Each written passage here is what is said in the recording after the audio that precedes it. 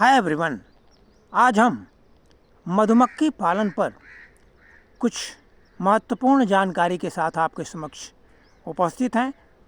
तो मधुमक्खी पालन या एपीकल्चर या बी कीपिंग, कृत्रिम रूप से मधुमक्खियों के पालने को ही एपीकल्चर या बी कीपिंग कहते हैं।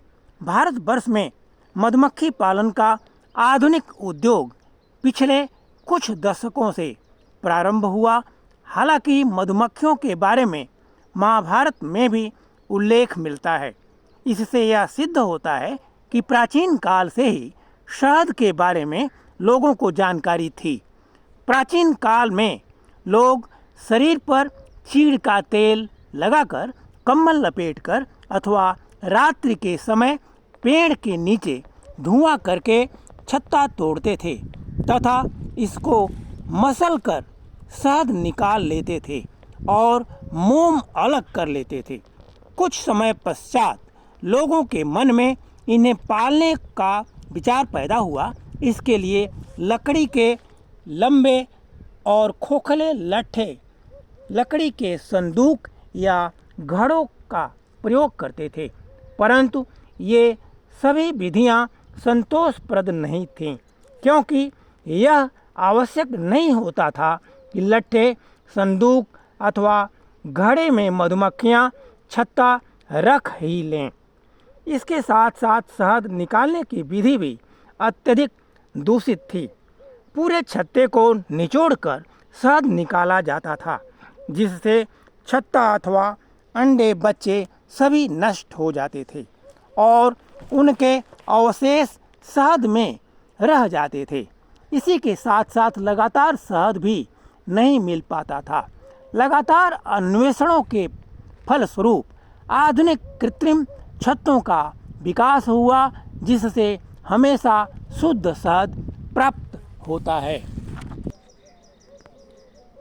आधुनिक विधि में कृत्रिम छत्ते का सर्वप्रथम आविष्कार अमेरिका के लैंगस्ट्रॉथ ने सन 1851 में किया था।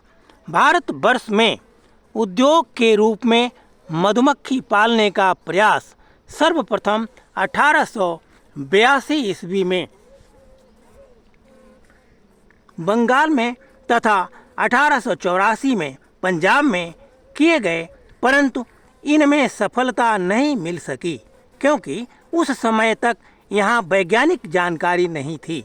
इसके पश्चात 1907 से 1919 तक मधुमक्खी पर अन्वेषण कार्य इंपीरियल एंटोमोलॉजिस्ट के अधीन चलता था, परंतु वास्तविक कार्य सन 1981 में मद्रास में, 1933 में पंजाब और 1988 में उत्तर प्रदेश में प्रारंभ हुआ।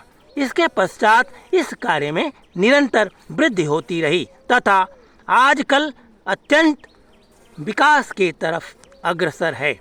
उत्तर प्रदेश में राजकीय मधुमक्खी पालन एवं प्रशिक्षण केंद्र जोलीकोट जिला नैनीताल में इस विषय पर प्रशिक्षण दिया जाता है। कृत्रिम रूप से मधुमक्खी पालने के लिए जिन वस्तुओं की कुछ आवश्यकता होती है, वे महत्वपूर्ण रूप से मौना गृह, पोला आधार, धूम्रण उपकरण, स्मोकिंग एपरेटस, दस्ताने, लोहे का खुरचना, जाली या नेट, मधु निष्कासन उपकरण या हनी एक्सट्रैक्टिंग एपरेटस, टोपी, खोलने वाला चाकू इत्यादि अत्यंत ही महत्वपूर्ण हैं। मधुमक्खियों को पकड़ना और उन्हें पालना। कृत्रिम छत्ते में पालने के लिए जिस समय मधुमक्खियां प्रवास या स्वार्मिंग में होती हैं, तो उन्हें पकड़कर पाल लेते हैं। इसके लिए कपड़े की एक छोटी सी टोपी के भीतर सतह पर शहद लगाकर टांग देते हैं, जिससे वे इसके अंदर बैठ जाती हैं। शाम के समय इन्हें लाकर मौना गृह के शिशु खंड में छोड़ देते हैं। इनके खाने के लिए कुछ समय के लिए शरबत रख देते हैं। किसी प्रकार छत्ते से भी रानी मधुमक्खियों को श्रमिक तथा नर कीटों के साथ पकड़कर पाला जा सकता है। वैसे तो आजकल भारत में बहुत से सरकारी मधुमक्खी पालन केंद्र हैं जहां से इनको मंगाकर पाला जा सकता है।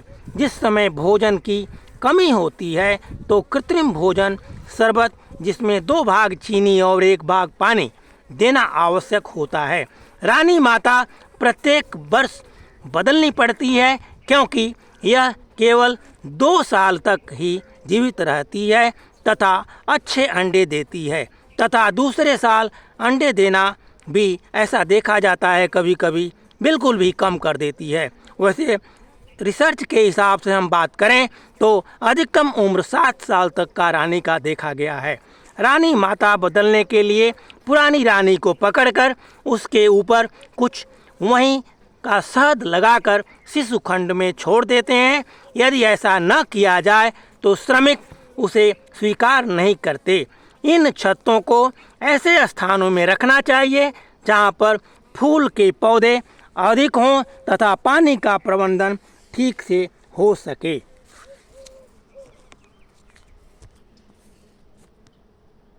प्यूपा, लार्वा और एग्स का जो फिगर है कुछ इस तरह से होता है।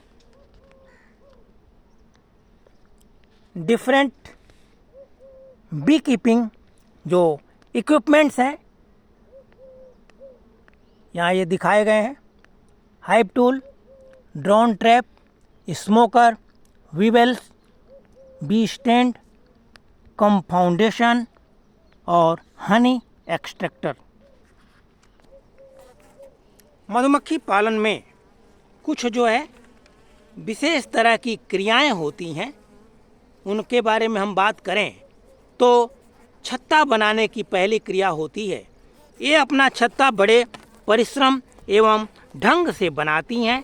छत्ते के मध्य में एक पर्दा होता है जिसमें दोनों ओर खट पूजाकार मोम की छोटी छोटी कोठरियां या सेल्स होती हैं जिनकी दीवारें पतली तथा कोमल होती हैं।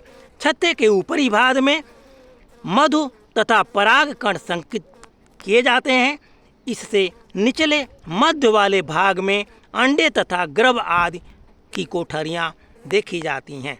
सारंग मधुमक्खियों में सभी अंडों बच्चों की कोठरियां समान होती हैं, जबकि दूसरी अन्य मधुमक्खियों में रानी पुत्रियों की कोठरियां बड़ी टेढ़ी मेढ़ी तथा श्रमिकों की छोटी दिखाई पड़ती हैं। मधुमक्खी पालन में दूसरी जो क्रिया है वो स्वार्मिंग की होती है। बसंत या ग्रीष्म ऋतु में जब परिस्थितियां अनुकूल होती हैं तथा खाद्य पदार्थ काफ़ी मात्रा में मिलते हैं तो मधुमक्खियां तीव्र गति से जनन क्रिया करके संख्या बढ़ाती हैं। फलस्वरूप छत्ते में स्थान की कमी हो जाती है। ऐसी दशा में रानी माता अपने पुराने सदस्यों के साथ छत्ता छोड़कर अन्यत्र चली जाती है। यह स्थान श्रमिकों द्वारा पहले से ही ढूंढकर रखा जाता है। यहाँ पर श्रमिक नया छत्ता बनाकर तैयार करते हैं तथा रानी माता अंडे देना प्रारंभ कर देती है।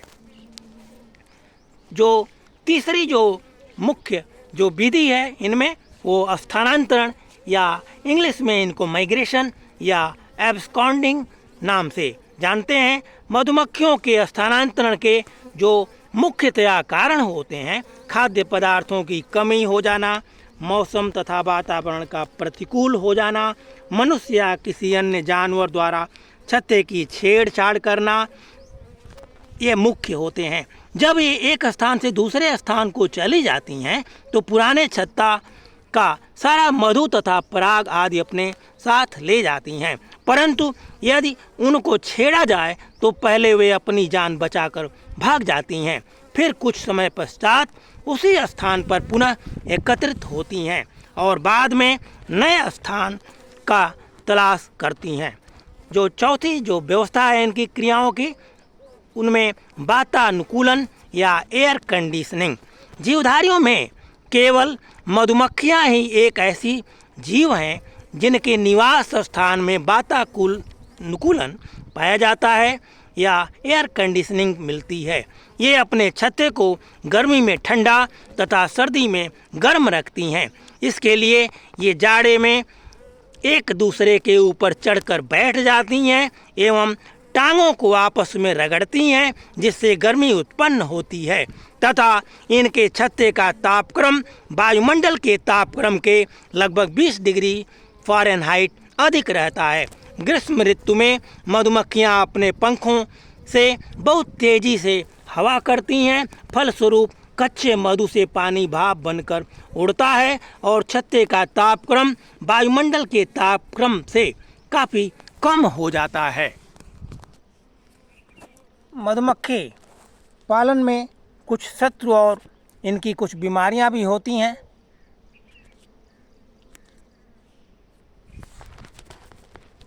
जिनमें महत्वपूर्ण रूप से मोम तथा शहद खाने वाले कीट।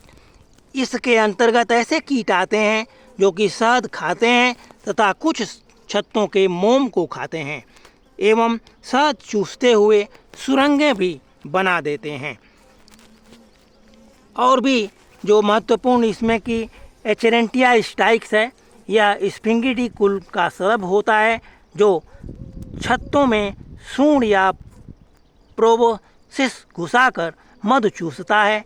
इसे मधु डाकू नाम से भी जाना जाता है। दूसरा इसमें है वैक्स मॉथ या गैलेरिया मेलोनेला।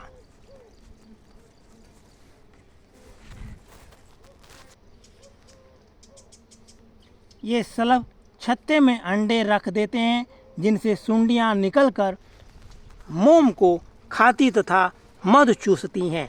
ये रेशमी सुरंगें बनाकर कोशावस्था में बदल जाते हैं। इनके डर से मधुमक्खी छत्ता छोड़कर भाग जाती हैं। चींटियां भी कुछ इनके शत्रु के रूप में मधुमक्खियों को शिकार करने वाले कुछ जंतु भी होते हैं, जिनमें कि कुछ चिड़ियाएँ या बर या वास्प शिकार करती हैं। चिड़ियों के मुख्यतया कौवा तथा बर भी प्रमुख रूप से नुकसानदायक जानवरों में आते हैं। रोग, कभी कभी मधुमक्खियों को लकवा अथवा पेचिश की बीमारी हो जाती है, जो कि प्रायः मौसम की खराबी के कारण होती है। लकवा ग्रसित मधुमक्खियां लुढ़कती हुई छत्तों से दूर भूमि पर गिरी हुई दिखाई पड़ती हैं तथा कुछ समय बाद मर जाती हैं, जबकि पेचिश से पीड़ित मधुमक्खियां पतली टट्टी करती रहती हैं। इनके रक्षार्थ जो है, मधुमक्खियों को एचेरोंटिया से बचने के लिए मौन ग्रहों का प्रवेश द्वार छोटा रखना चाहिए। मोमी पतंगों से बचने हेतु खास करके इनमें जो मौन ग्रहों में छत्तों को खुला नहीं रखें। यदि प्रकोप हो गया है तो छत्तों को पिघलाकर मोम बना लें एवं मधुमक्खियों को दूसरे नए मौनों या मौन ग्रहों में छोड़ दें। लकवा से पीड़ित मधुमक्खियों को नष्ट कर देना चाहिए एवं छत्ते पर गंधक का बुरकाव करते रहना चाहिए। तो इस प्रकार से हमने आज एक वैज्ञानिक तौर तरीके से कैसे मधुमक्खी पालन करें उस पर कुछ विशेष रूप से हमने जानकारी आपके समक्ष रखा। उम्मीद है आपको अच्छी लगी होगी। Thanks for watching. Thank you. Stay connected.